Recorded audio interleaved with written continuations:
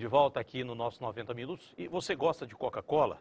Cuidado, hein? Pode faltar Coca-Cola no mercado aí. Sabe por quê? A multinacional Coca-Cola anunciou na noite de ontem que está suspendendo a produção de sua bebida mais conhecida devido à escassez de açúcar refinado. Isso começou lá na Venezuela, mas pode chegar aqui no Brasil. Na última sexta-feira, a empresa havia indicado que estava usando seus últimos estoques de açúcar, item cada vez mais raro, lá na Venezuela. E a Coca-Cola está dizendo que está com problema para fabricar o refrigerante, porque falta açúcar. E olha, refrigerante leva açúcar demais, você não imagina o quanto. Por isso, não é que os nutricionistas, os profissionais da nutrição, eles orientam que você tem que reduzir o consumo de refrigerante. Aí seja qual for. É por que você tem que reduzir o consumo de refrigerante?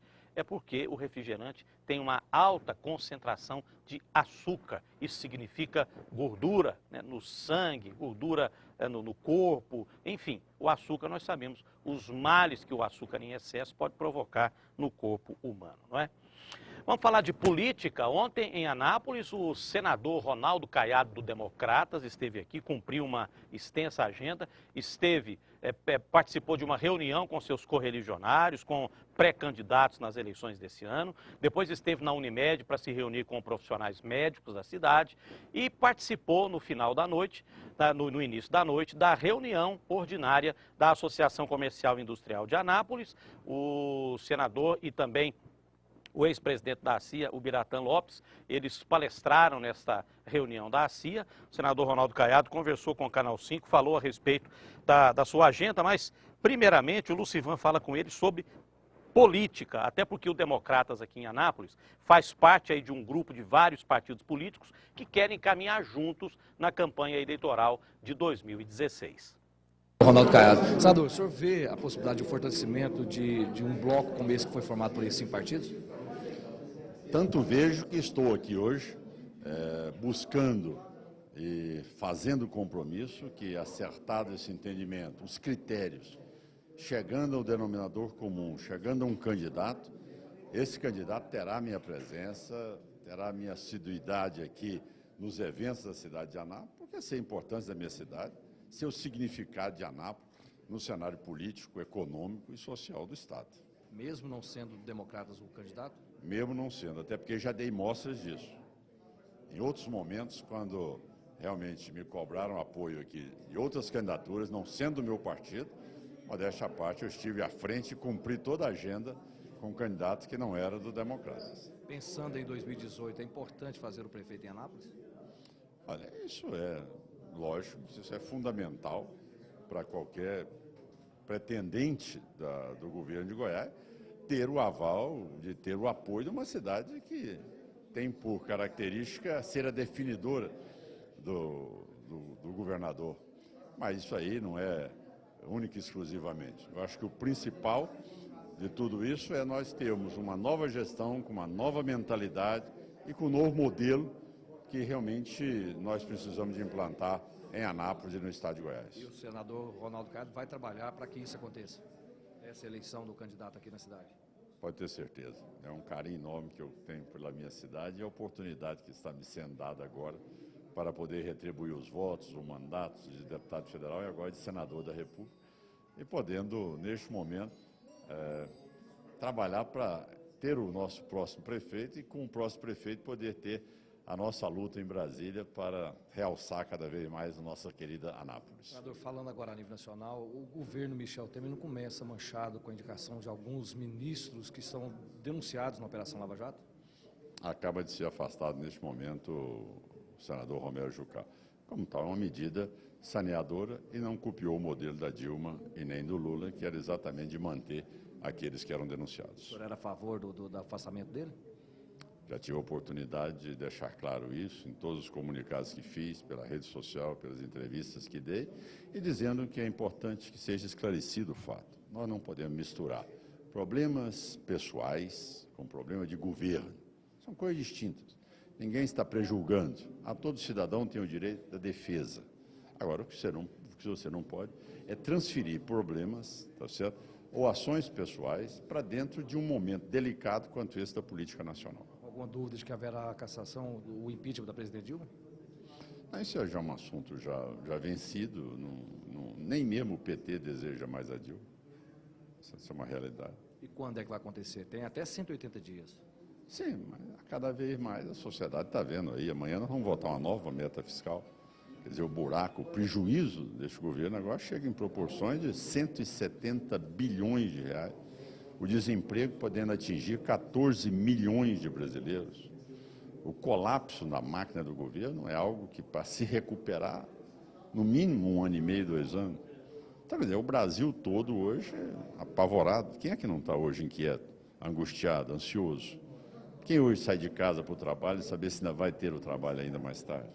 Então, essa é a situação que foi implantada hoje no Brasil.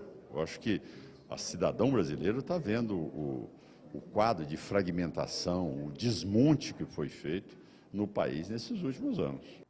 Muito bem, esse é o senador Ronaldo Caiado, que esteve aqui em Anápolis ontem, participou de uma agenda, né, como eu disse agora há pouco, uma agenda cheia aqui em Anápolis, se encontrou com correligionários, esteve na Unimed para um encontro com os médicos e participou da reunião da Associação Comercial e Industrial de Anápolis. Muito bem, agora é hora de falarmos de tecnologia aqui no 90 Minutos.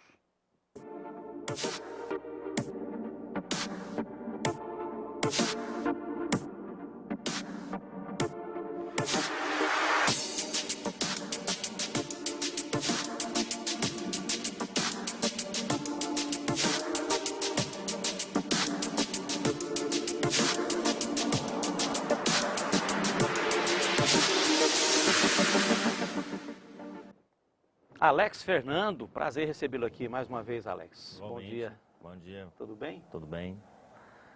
Qual é o nosso tema de hoje, Alex? Bom, hoje nós vamos falar de, a grosso modo, o endereçamento do protocolo TCP, que a gente conversou na semana passada. Era o Marcos que estava aqui. O que é TCP? Né? Explica aí para o pessoal.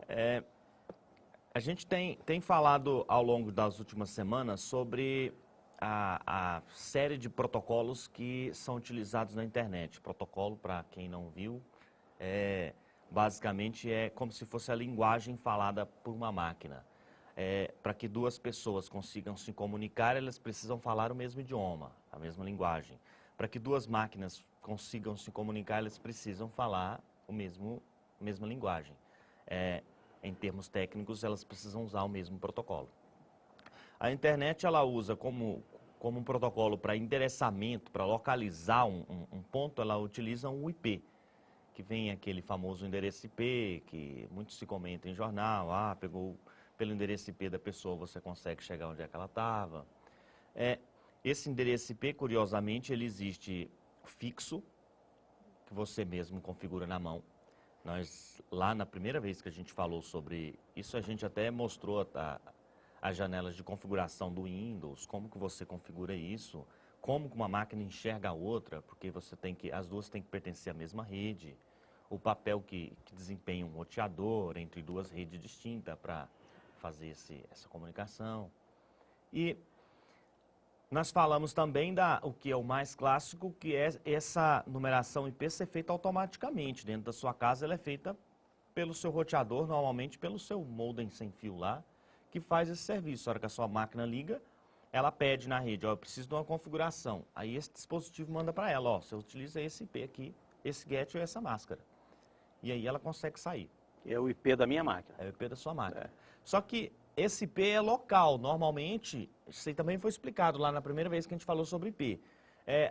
Na sua rede interna, normalmente você vai ter um IP começando com 192.168 ou 172.16 ou mesmo 10 ponto alguma coisa. Essas três classes de IP, elas não são roteadas na internet. Qualquer roteador de provedor que chegar a um IP desse, ele descarta. Porque ficou convencionado, quando foi criado o IP, que isso seria reservado para utilização interna. Na internet você utiliza as demais faixas de IP. Como o Google utiliza a rede 8, no Brasil é muito normal a gente encontrar rede de 188 ponto alguma coisa, 189, 200, 201. Sempre é assim, os provedores utilizam isso. Os provedores têm o mesmo servidorzinho que você tem dentro do seu roteador, que te fornece essa configuração automática, o provedor tem do lado de lá. Quando o seu modem, o seu roteador, o que seja ali, liga, e ele vai à ponta do lado de lá e pede uma configuração automática. O provedor te fornece. Essa configuração, ela normalmente, para utilização doméstica, ela é dinâmica. Toda vez que você entra, ele pede, ele vai te dar um endereço novo. Por isso que se chama que o IP é dinâmico, ou cada vez que você entra, o IP é 1. Deixa eu aproveitar e abrir um parênteses aqui. Você falou agora há pouco sobre localização. Eu preciso fazer uma localização, pelo IP eu consigo localizar. Isso é possível mesmo ou não?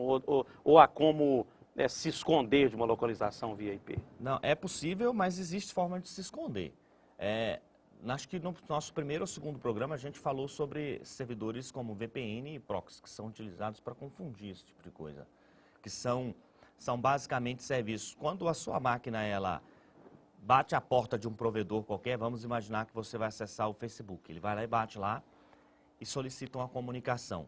Para ela fazer isso, ela chega com o endereço dela para isso. Aí, automaticamente, esse servidor ele vai armazenar, olha, no dia e horário tal, fulano de tal, que é seu número, seu IP, me solicitou isso. Isso fica armazenado num arquivo que é conhecido como log. Tá? Isso está registrado lá com o IP. Está com o IP, da onde veio. Só porque esse IP ele pode ser mascarado de várias formas. Existem provedores no mundo, servidores específicos, que são conhecidos como proxy. Esse tipo de provedor ele foi feito para controlar conteúdo, para armazenar cache. Por exemplo, um primeiro cliente chegou para esse proxy e pediu, por exemplo, eu quero acessar o Facebook. Aí ele vai lá, busca o Facebook e te entrega. Um segundo cliente chegou para ele, eu quero acessar o Facebook. Logo de imediato, ele não vai lá buscar, não. Ele simplesmente pega isso e te entrega o que estava aqui guardado. O que eu já pedi, ele entrega para outro. Isso é conhecido como cacheamento e isso acelera muito a conexão. É utilizado basicamente dentro de empresa. Então, nessa forma aí é mais complicado, então, de você localizar alguém, né? Porque o endereço que fica é o do proxy. O mesmo. É o mesmo para todos que solicitaram. E existem servidores proxies que são públicos. Se você for no Google digitar lista de servidor proxy público, você vai encontrar um monte espalhado pelo mundo. Às vezes, que são configurados para ser público, outros simplesmente são mal feitos. O cara configurou e largou ele escancarado no mundo e ele aceita a conexão externa. Aí você pega um lá na China, lá no Iraque, no Afeganistão, para aquela região lá, normalmente, até diplomaticamente, é um país mais complicado. Para a justiça ir lá e solicitar um log de acesso, quem foi que conectou aqui, às vezes não vai nem conseguir. E aí, como ficou registrado, foi o endereço dele, não foi o seu, você faz o que você quiser. Bom, você falou sobre a linguagem, né, o protocolo, né, que é a maneira técnica de se falar sobre a linguagem. Né? Via de regra, os nossos computadores, a rede mundial de computadores, enfim, eu tenho facilidade de acessar, ou existe dificuldade de comunicação, porque você vai encontrar protocolos diferentes? Não, quando você fala de internet, ela é padronizada em protocolo TCP, para endereçamento, e IP. Sempre vai ser esses dois. Para outros tipos de rede, existem outros tipos de protocolo, mas a internet em si, ela convenciona-se utilizar isso. Ela foi criada... Também a gente falou isso, acho que até foi no penúltimo programa, o IP ele foi criado de forma que ele fosse utilizado mesmo em caso de catástrofe. A internet ela foi criada com finalidade militar.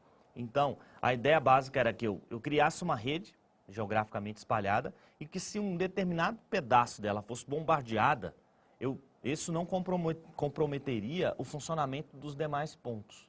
Então, o IP tem essa capacidade de ele, através de roteadores, que são componentes específicos que levam a rota até o local, ele acha uma nova rota e entrega. Então a internet ela não vai parar. Hoje, basicamente, 90% do tráfego da internet passa dentro dos Estados Unidos. 90%? 90%. Lá que nasceu, lá que se desenvolve. O restante do mundo gosta muito de criticar, naquela época que explodiu, que eles estavam monitorando e tudo. Eles estavam monitorando porque o negócio passou lá dentro deles, eles só ficam olhando, né? Isso aí é mais do que natural. Mas aí todo mundo fala e tal, mas nenhum país do mundo quer assumir responsabilidade, nenhum país do mundo investe em pesquisa. Investimento tecnológico, né? Você tem que investir. E aí, basicamente, as universidades que mexem com isso estão lá, as empresas que mexem com isso estão lá, lá a concorrência é muito boa, então conexão é muito boa, quem já foi lá sabe disso. Lá você encontra internet numa velocidade muito boa, de graça, qualquer local que você vai. Não é igual aqui no Brasil, que a nossa internet, além de ser ridícula, a qualidade é ridícula e ainda tem a cara de pau de vir falar e cobrar franquia. É ridícula e cara. E cara, né? nós temos a internet mais cara do planeta, sem sombra de dúvida. E a velocidade média nossa é quando você pega tanto uma cidade ribeirinha lá do Amazonas e uma avenida paulista. Soma os dois e divide por 2, para você chegar na média. Então você está pegando uma velocidade muito boa contra uma que, para ficar ridículo, Quase tem zero, que melhorar muito. Melhora bastante. Você pega uma média dessa, nossa, tá na faixa de 2 a 3 mega. O Netflix, ele não costuma liberar mensalmente um ranking da internet no mundo, a velocidade média. O Brasil sempre figura lá embaixo. Você pega países como a Coreia do Sul, velocidade média de internet deles é 60 mega. Média. Eu estou falando que você pegar de novo o ponto mais alto e um ponto que está lá no meio da mata. Chega a onde ser tem Jesus. ridículo mesmo, né? Chega a ser ridículo mesmo. E- Por exemplo, você falou sobre a linguagem, sobre o protocolo. Essa linguagem, ela é uma linguagem de informática ou ela é uma linguagem De informática. da língua mesmo? Por exemplo, eu quero acessar um computador de alguém que está lá nos Estados Unidos. Não, é Que isso. utiliza um computador em inglês, com tudo em inglês, configurações em inglês, e o meu é todo em português. Isso aí atrapalha alguma coisa? Não, teve acho que foi o terceiro programa anterior, a gente até explicou, eu expliquei utilizando os envelopes, como funciona. Basicamente, eles são separados em camada. A comunicação na internet, ela se dá por meio de 4 camadas, que é chamada das camadas TCP/IP. A primeira, que é física, basicamente é só aqui dentro do local, ela basicamente determina pulso elétrico, endereçamento físico, essas coisas do equipamento. O IP, que ele é responsável pelo endereçamento da máquina, esse vai valer no mundo inteiro. O TCP, que é o que determina basicamente a conexão, é o que se encarrega de, por exemplo, saber se a outra ponta está viva, saber para quem eu devo entregar o serviço. E a última camada, que basicamente é a que você enxerga, é a camada de aplicativo. Essa camada de aplicativo ela é transparente.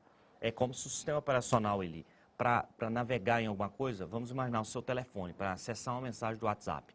Ele empacota aquela mensaginha do WhatsApp ali e entrega por telefone. Olha, entrega isso aqui para mim, para fulano. Aí ele empacota isso num TCP, empacota no IP, chega na placa de rede dele, que é uma placa de rede normal, a diferença que ela é Wi-Fi e o fabricante é outro, não é a mesma do computador e ela é menor, mas é uma placa de rede do mesmo jeito. E ele se encarrega de entregar no roteador, que se encarrega de achar o destino. A hora que chegar do lado de lá, a máquina, o dispositivo que recebeu, ele vai desempacotar até pegar na camada de aplicativo. Aí ele entrega para o aplicativo. O aplicativo mostra na tela do jeito que ele recebeu. Se era inglês, se era chinês, se era do jeito que era, chegou. A parte de baixo é completamente transparente. E é uma só para o mundo todo também.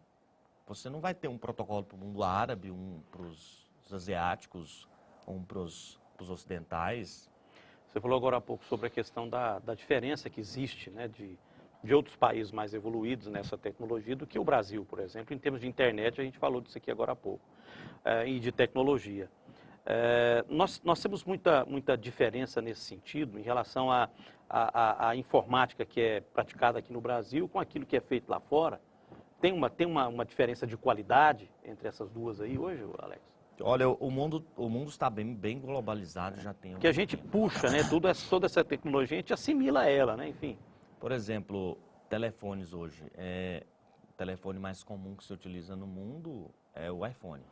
É o mesmo dispositivo que você vai encontrar ele tanto nos Estados Unidos, você vai encontrar em Tóquio, você vai encontrar aqui em Anápolis. Aliás, eles estão lançando aí a versão mais, digamos, popular do iPhone, né?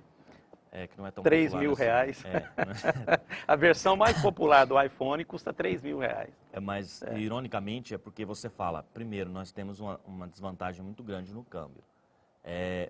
Segundo, para um americano, 3 mil reais representa o quê? 700 dólares? É, por aí. 700 dólares num país onde qualquer balconista de padaria ganha 2, 3 mil dólares por mês. Nós estamos falando do cara utilizar 30% do salário dele para comprar um telefone. Tá? Não como no nosso caso, que o salário é 880 reais, você vai comprar um telefone de 3 mil. Nós estamos falando de você trabalhar metade do ano para comprar um telefone. Então, existe uma diferença nesse ponto. do contrário, basicamente os equipamentos são os mesmos no mundo, o que você vai encontrar aqui, você vai encontrar lá. Existem diferenças, basicamente, em indústrias regionais. Tem países, como é o caso do nosso, que ele insiste muito em barreira de mercado, reserva de mercado. É tipo, eu vou taxar o produto que vem de fora, ele é bom, tá certo, mas eu vou taxar ele, pôr um imposto bem alto, para fazer o preço dele artificialmente disparar. Para que o meu fabricante que tem aqui no fundo do quintal, que fabrica um produto que provavelmente, se fosse do mesmo preço do importado, você não pegaria para nada, nem para escorar a sua porta, muito provavelmente ele vai ficar com, que normalmente o preço dele já é absurdo aqui, o preço dele vai ficar mais atrativo. Porque o preço de um, sei lá, vamos imaginar, um carro que você compra lá fora, você iria pagar um valor bem menor do que o que está aqui dentro, eu subo o valor dele que o daqui fica atrativo aos seus olhos. É assim que funciona. Isso funciona com as marcas de computador, isso funciona com as marcas de telefone, praticamente tudo que é eletrônico. Há uns anos atrás, um governo demagogo inventou um incentivo de que iria diminuir o imposto. Lembrando, é só um imposto, tá? Quando você pega um iPhone, por exemplo, para ele chegar aqui numa loja em Anápolis, ele paga mais ou menos uns 10 impostos. Por aí, e no aí, mínimo. Aí ele vai lá, demagogamente, e abaixa um deles e fala, incentivei as pessoas a utilizar smartphone. Não funciona assim. Aí a pessoa que não entende nada, ele acha, nossa, que governo bonzinho. É um subsídio, um subsidiando e tal.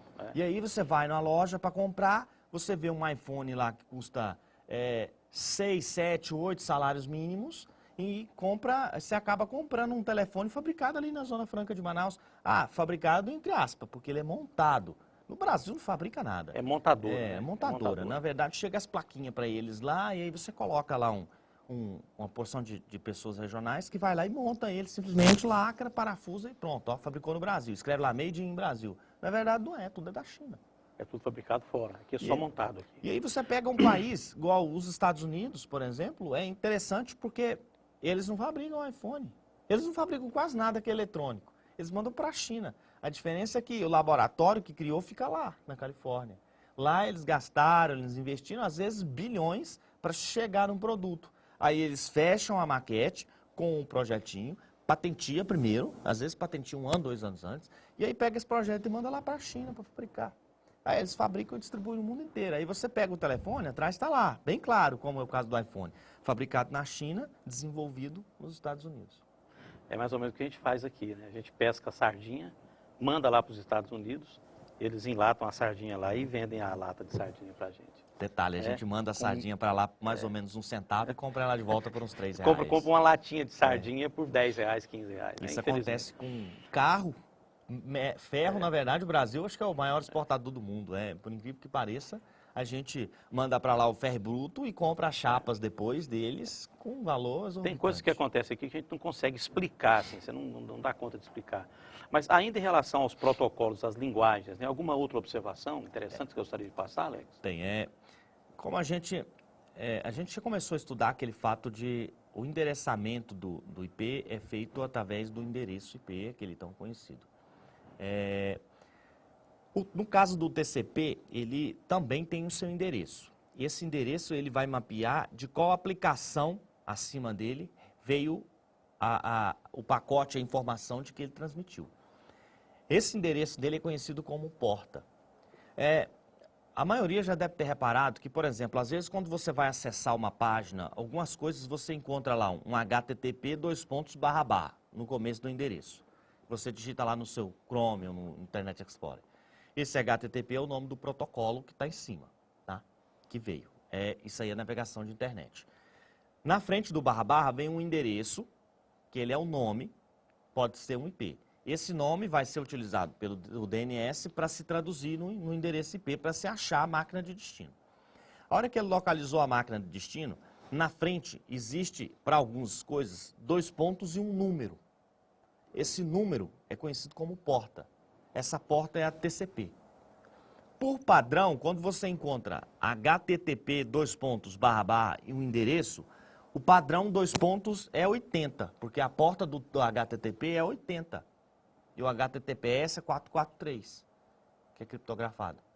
Isso é padrão. Então, se você ir lá no seu navegador e digitar HTTP // e o endereço der um Enter, o seu navegador de cara, ele já sabe, ó, tá querendo a porta 80, manda, vai para lá.